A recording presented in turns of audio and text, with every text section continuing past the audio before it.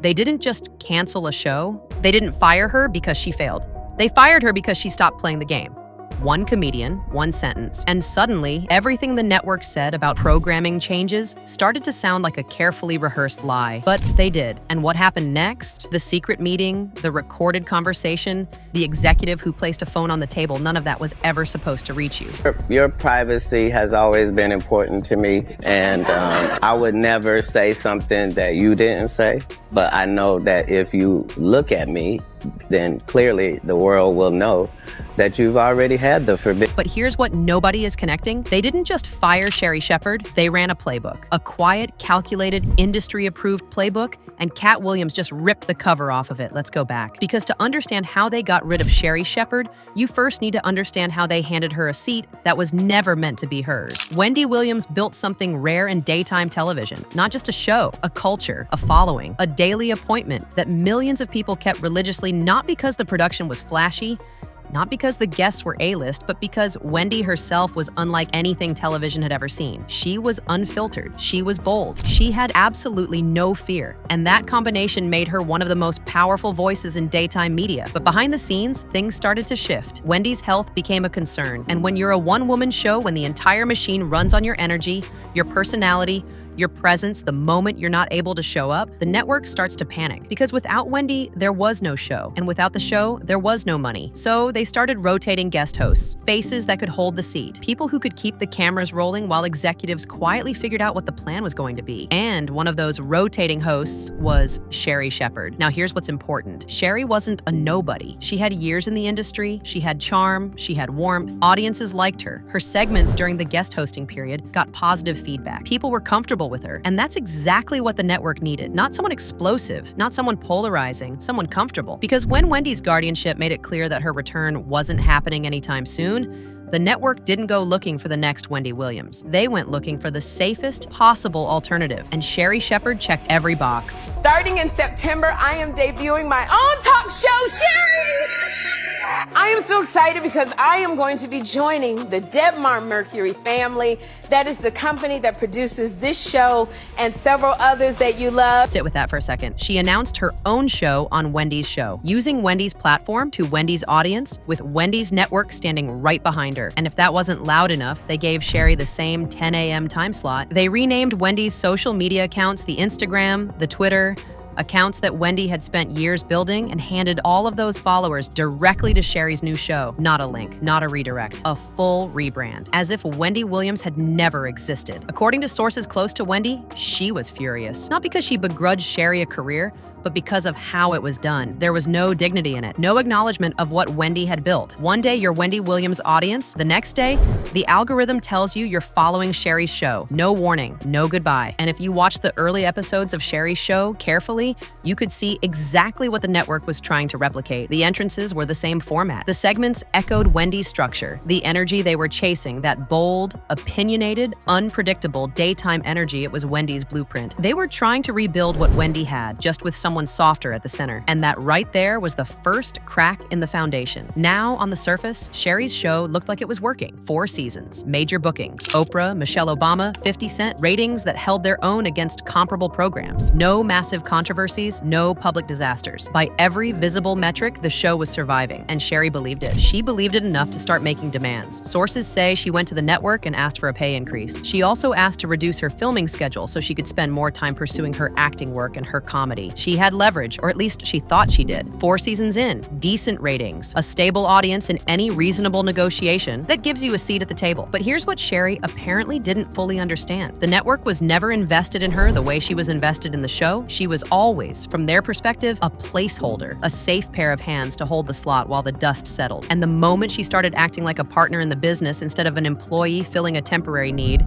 the power dynamic shifted. Because the truth is, the network didn't want a version of Wendy Williams light. They wanted someone who would follow the script, someone who would come in every day, hit the talking points, generate enough buzz to keep advertisers happy, and never not once go off-road. And for a while, Sherri did exactly that. She was warm, she was positive, she was by all accounts professional. But professional wasn't what built daytime empires. Playing it safe. That was both Sherri's greatest strength and the thing that guaranteed the network would eventually move on from her. She wasn't generating the kind of unpredictable appointment television energy that keeps sponsors locked in and executives sleeping soundly. But she also wasn't rocking the boat, and for a network trying to stabilize a slot after losing Wendy, that was temporarily exactly what they needed. The problem started when Sherri began to show them who she really was. Not the polished, carefully managed host they had contracted. The real woman, the one with opinions, the one who felt things, the one who wasn't willing to just sit behind a desk and read from a teleprompter forever. And it happened in a moment that, at first glance, looked completely harmless. Not long before the cancellation was announced, Sherri sat down on her own show to talk about Tyra Banks. And on the surface, it was just another celebrity conversation, the kind of segment daytime television runs every single week. Defend a celebrity, discuss the public pressure they face, generate a little sympathy, move on to the next topic. Except Sherri didn't just move on. During that segment, she got emotional, visibly emotional. She began talking about what it actually feels like to be a public figure, the pressure,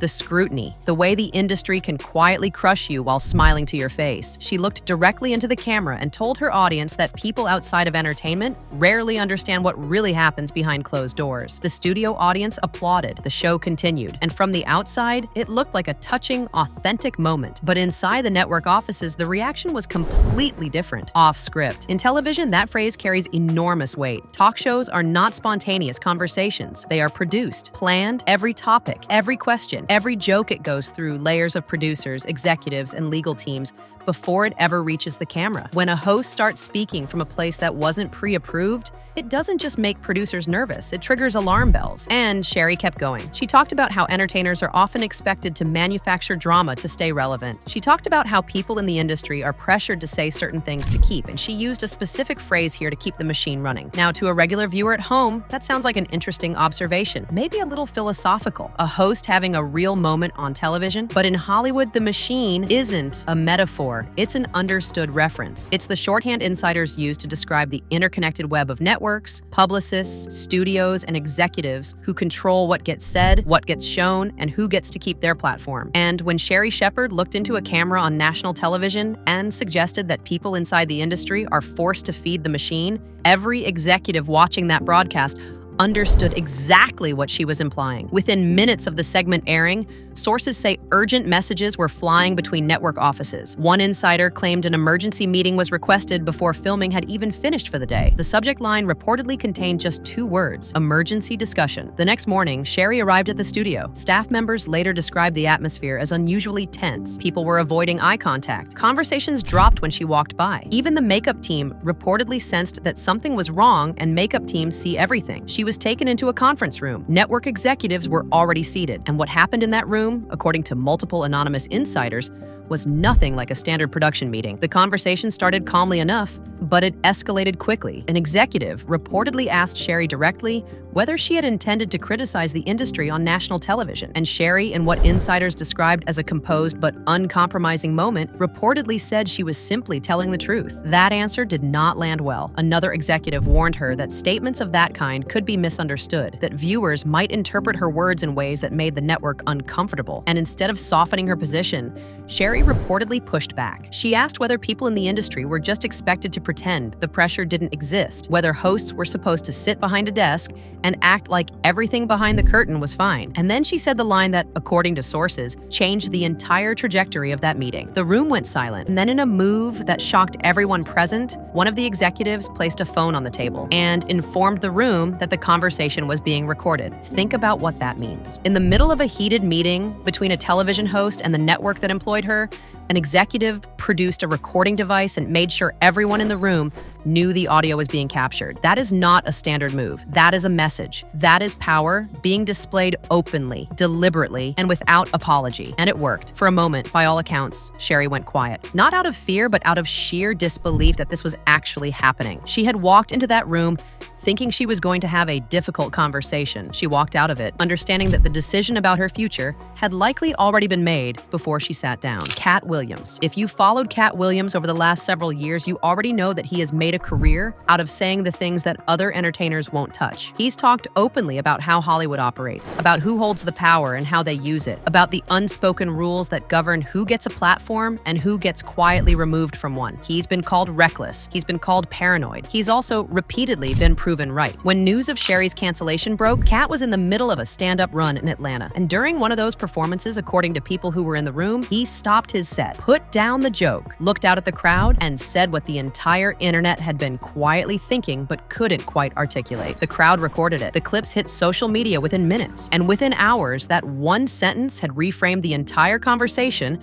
around Sherri's cancellation. Because here's what Katt understood that casual viewers didn't. Sherri's show wasn't canceled because the numbers were bad. The numbers weren't bad. It wasn't canceled because of a scandal. There was no scandal. It wasn't canceled because the network couldn't afford it. DeMar Mercury had the budget. The official statement from the network even acknowledged directly that the show had found strong creative momentum. Those were their own words. So if the show was doing well, if there was no scandal, if the budget existed, why did Sherri Shepherd lose her platform? Katt Williams gave the audience the answer in 11 words. And the moment Sherri Shepherd sat across from executives in that conference room and told them that if they wanted a puppet, they'd hired the wrong woman, the game was over. But Katt Williams wasn't done, because around the same time that his Atlanta comments were going viral, something else was happening online. Audio was leaking. First, a short clip, just a few seconds long, a voice that sounded unmistakably like Sherri Shepherd saying that you cannot punish someone for telling the truth, and a second voice responding sharp, corporate, clipped, saying that if things continued the way they were going, the show could not go on. Short, ambiguous, enough to ignite a full-scale internet investigation. But then a second clip surfaced, this one longer. This one reportedly from a private phone call between Sherri and Katt Williams himself. In the recording, Sherri sounded exhausted, emotionally spent. She told him she believed the network was going to take the show away from her. And Katt, calm, measured, like a man who had seen this story play out before, told her the decision had probably been made before the meeting ever happened. She asked him what she should do, and he told her to keep telling the truth. 3 words, and they carry the entire weight of what this situation is really about. Because telling the truth in daytime television, in Hollywood, in any media environment controlled by powerful executives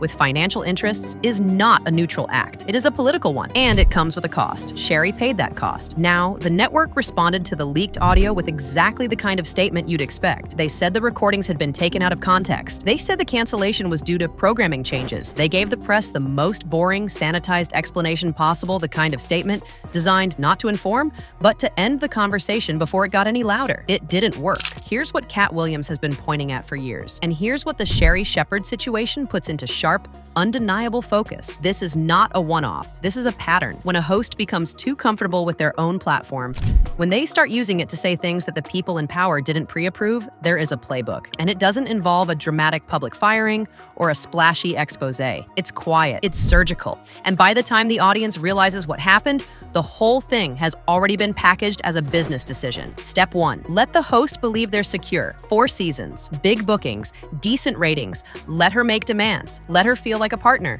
The confidence is useful because a host who feels secure is a host who might start speaking freely. And a host who starts speaking freely might eventually say something that becomes a problem. Step 2, wait for the moment. Sherri's Tyra Banks segment gave them everything they needed. One emotional, unscripted, philosophically charged segment. One reference to the machine. One look into the camera that communicated, however obliquely, that things inside the industry are not what they appear. That was the trigger. That was the moment the network could point to internally and say, she's becoming unpredictable. She's becoming a liability. Step 3, the meeting. The confrontation disguised as a conversation. The recording device placed on the table not to document the truth, but to remind the host exactly how much power the network holds and exactly how little protection she has. Step 4, the termination, clinical, sudden, a phone call, short, cold, and completely unexpected. No warning, no preparation. Just you're fired, Sherri. Because after a meeting like that, after she said what she said, there was nothing left to negotiate. They had what they needed, and they made their move. And step 5, the final step, the one that Katt Williams has been trying to get people to see for years, the narrative management. The carefully worded press release that praises the show's creative momentum in one breath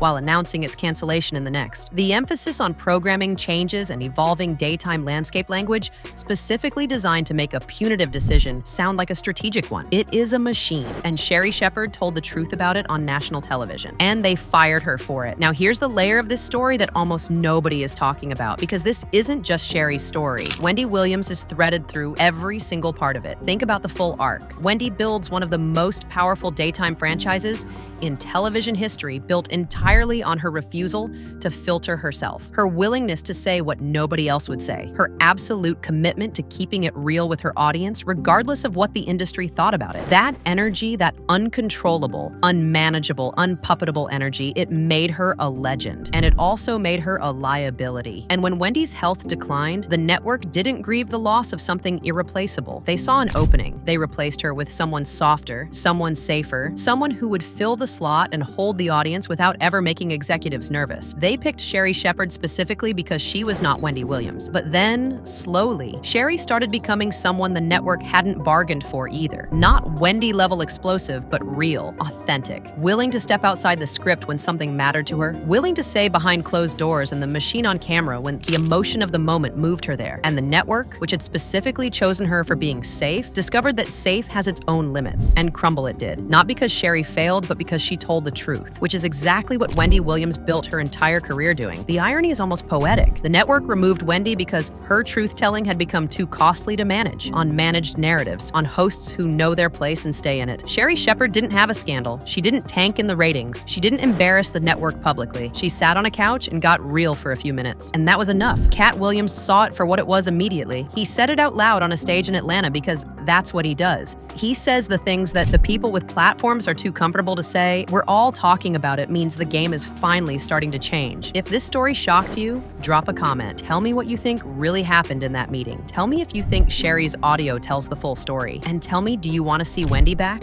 Or is it time for someone brand new to take that throne? Like this video. Subscribe if you're not already here, and I'll see you in the next one.